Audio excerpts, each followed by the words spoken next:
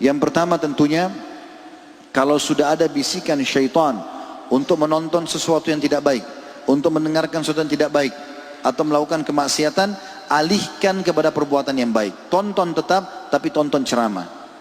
Langsung lawan, dan gampang.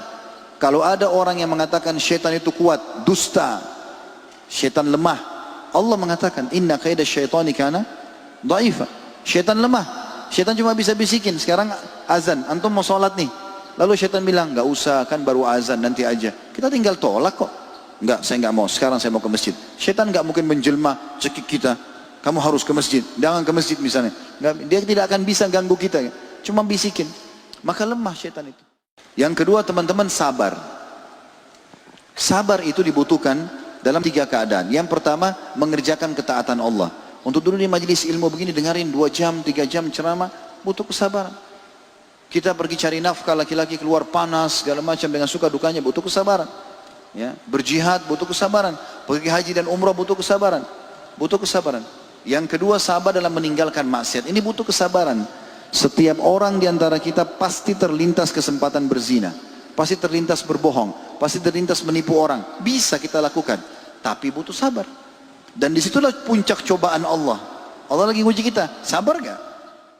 Maka itu sabar. Yang ketiga, selain sabar dalam ketaatan, sabar dalam meninggalkan kemaksiatan, sabar juga dalam cobaan harian. Ya, kalau sakit, gangguan orang, itu sabar. Semua orang diuji. Semua orang itu pasti akan melalui masa-masa itu. Ada nggak orang di sini, masya Allah, nggak pernah sakit? Hah? Ada nggak? Atau orang sidrap sehat semua, masya Allah? Nggak ada yang sakit? Orang pasti sakit. Nabi SAW aja sakit kan? Ada nggak orang di antara kita yang tidak pernah sama sekali dijahati orang, nggak pernah ditipu orang?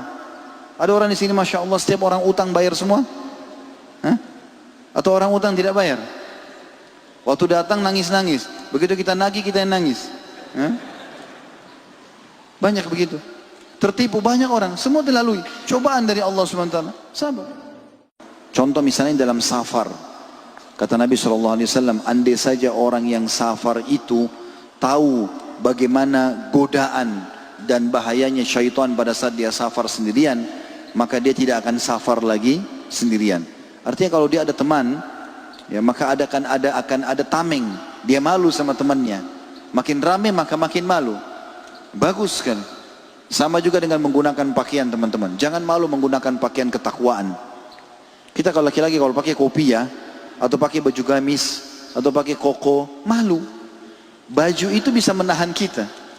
Beda dengan orang kalau pakaiannya memang ketat, dia memang berpenampilan yang memang mau menggoda lawan jenis, akan beda. Akhwat kita yang pakai jilbab, apalagi kalau dia pakai jilbab syar'i, apalagi sampai pakai cadar, masya Allah, dia akan malu. Pakainya menahan itu. Makanya Allah mengatakan dalam Al-Quran, walibasut taqwa dzalika khair. Pakaian ketakwaan itu bagus.